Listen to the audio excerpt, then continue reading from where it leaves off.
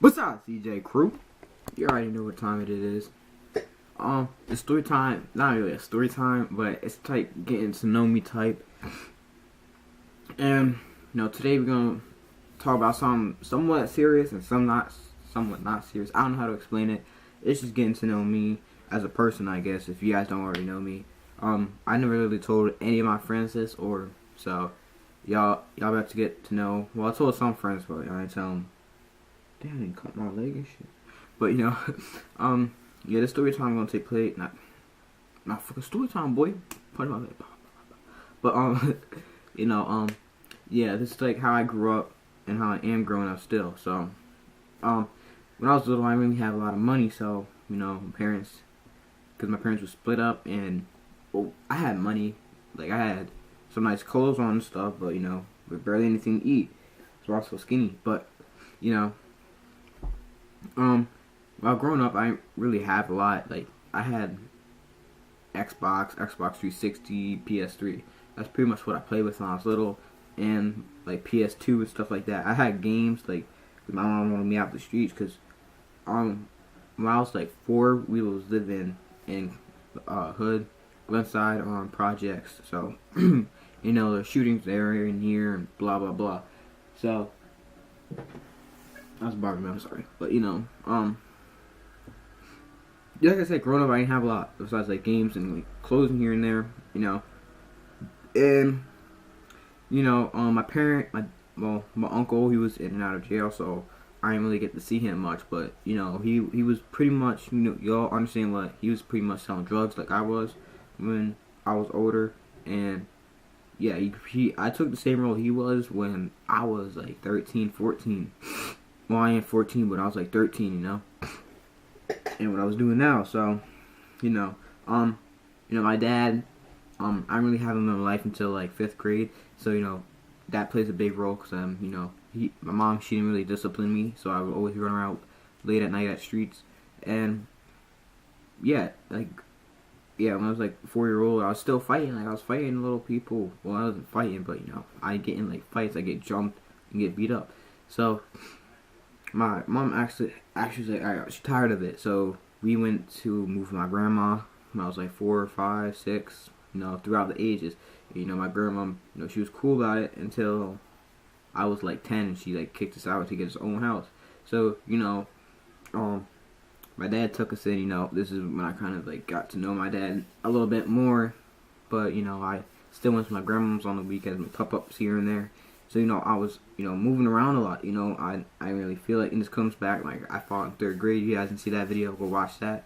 So, I was fighting, when I was in, like, 3rd grade, I started fighting a lot, like, because I really wasn't used to change, so I was fighting a lot, and which led to a lot of stuff, so, and my dad actually, he was like, he laid down the hammer, he was like, yo, you need to knock it the fuck off, I don't want to hear how you fighting. So I was like, I don't know, I was talking back, and I was like, you and my dad, he was never there for me type shit, he started being hard on me when I was 11. I went to live with my grandma for a while because I didn't want to deal with my dad. He was bugging, but I'm happy he actually came to my life though, because if he didn't, I'd probably be dead or something, or locked up, because what I was doing. But time went on, and I went up. I came over to see my mom. I come see her over on the weekends and stuff and talk to her. But, yeah, I usually stay at my grandma's because I didn't want to deal with my dad's shit. So, my grandma actually told me that, you gotta go make up with your dad. So, I went back, started living there for a little bit. And then, when I was 12, 12 or 13, I got into a big fight. I remember talking back to my dad, and he hit me. I was like, don't you fucking touch me, bitch. And, we got into a big fight, big fight. And he's like, get out of my house, man. You want to act like a fool? Get out of my house. I said, bet, I'll get out your house, bitch. And, if I could take those words back, I probably would, because my dad slapped the shit out of me type shit. So, I wouldn't call that an ass whooping, but he slapped me pretty hard. So, this is kind of where I turned around. My uncle actually ended up finally getting out of jail and getting like a stable job. So I went to live with him for a while, and yeah, I went to live with him for a little bit, and during while I was living with him, he had people who sold weed come over, hang out because he still had homies. He was gangbanging and stuff. So, one of them left an eighth there. I didn't know what it was, so I took it and I put it in my, guest room. I guess I was staying in the guest room. So I took it and I went to the guest room, and I called my homie over here. He's like, yo, bro, come over. I just found something. He said, all right, bet. He came over, and he's probably eighth or seventh grade. I don't know. I forget how. Yeah, seventh grade, and he's probably in like ninth or eighth grade. So I'm like, yo, bro, come over and look at this. And this is kind of where I first got my hands on some weed. This is kind of how I started selling. So it was like an eighth or a quarter, and I made like $100 off of it, somewhere around there. And I was like, oh, this is easy money. So I started selling weed, hanging out with a lot of people who wasn't really good for me, and I kind of started smoking it. And I started smoking weed, selling weed. And then my uncle, he found out and he kicked me out, and I went back to my mom's. And, I was still doing the same thing. I was selling weed here and there. And, and then, yeah, like I was fighting, selling weed, and I remember my mom found out and she told my dad. Boy, I'm happy she actually told my dad because, ooh, it's bad. So she told my dad, and my dad went off, like he was flipping out. He was like, all right, bet. He said, you want to be treated like a man. Guess what? He took me to the gym, and he had a whole bunch. It's kind of where I started getting into boxing. Well, I boxed when I was like 5th grade to get me out of it. I started boxing, actually it's my boxing shirt. I don't know if you can see it, but it's my old boxing shirt. And, kind of like I got back into boxing, and, kind of us happy. He's like, that you want to act like a fool, you can get jumped. So he had a couple of his friends, kids, kind of jump me. He see how I feel. He said, you want to be a gangster? Guess what? These are hard hitters.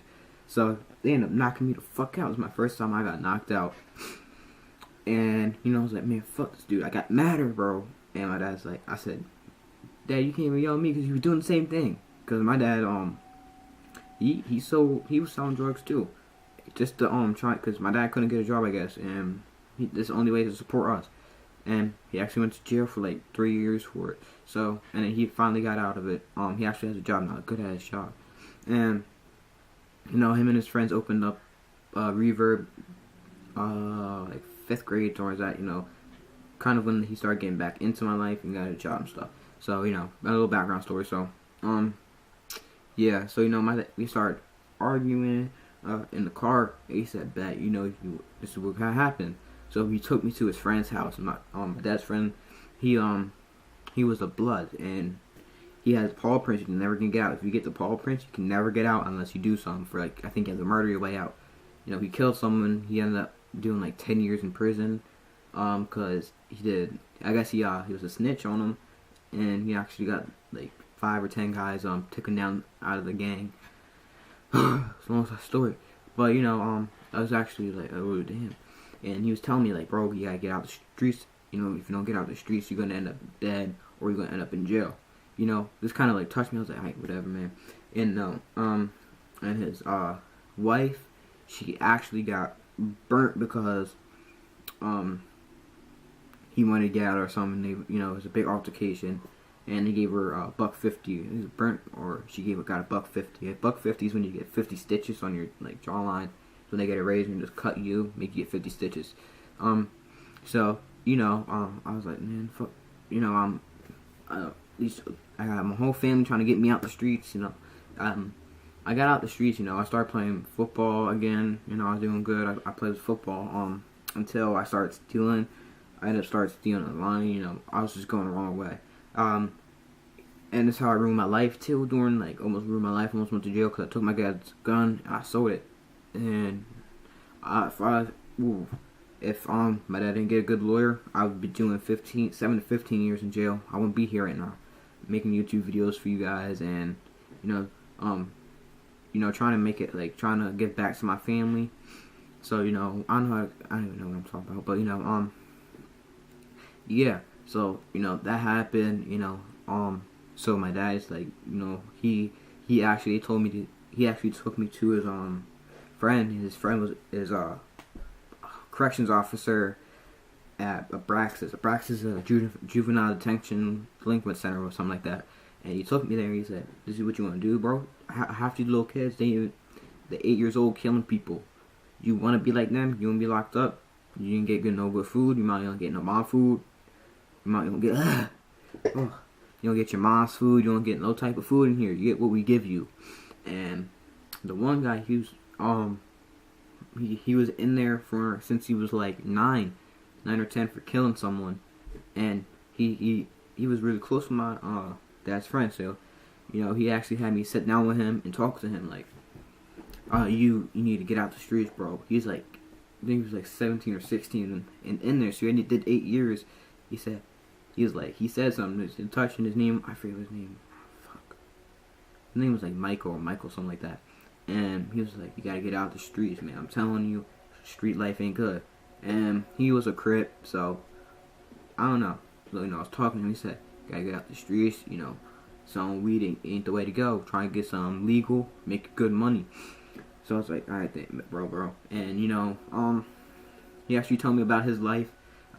His life, he lived in a crack house most of his life because his mom couldn't afford a house and stuff. So he lived in a crack house for a while.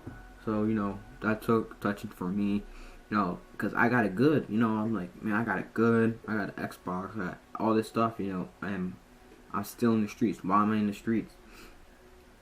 And, you know, after that, I finally got out, and at least leading me up to this, like, I still mess around in class because it's class, you know, I take it serious sometimes. I do have ADHD and ODD, so I'd be hard-headed sometimes, and I'd be wild. So, you know, I'll be talking, you know, so, you know, after he told me that and stuff, like I said, I completely just changed my life around. I left this out of my, how I almost ruined my life story, so, you know, kind of like background information, what I've been through, and I don't, you know, if you're going through something, don't turn to the street to make it better. It's just going to make it worse. Just keep your head high and keep trying to grind, you know, do good in school because that's going to pay off. So, you know, I hope you like this video. It's getting to know me. Share this. Remember, keep your grinding. Stay a real one. Don't be fake like half these dudes.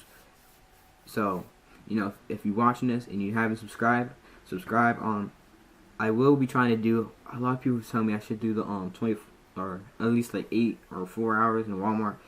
I ain't gonna do those 24 hours because, you know, I'm still a kid. So I'm gonna try and do like 8 or 4 hours in that Walmart. So if you guys want to see that, hit that like button, comment below, and you know, this is your boy. He out.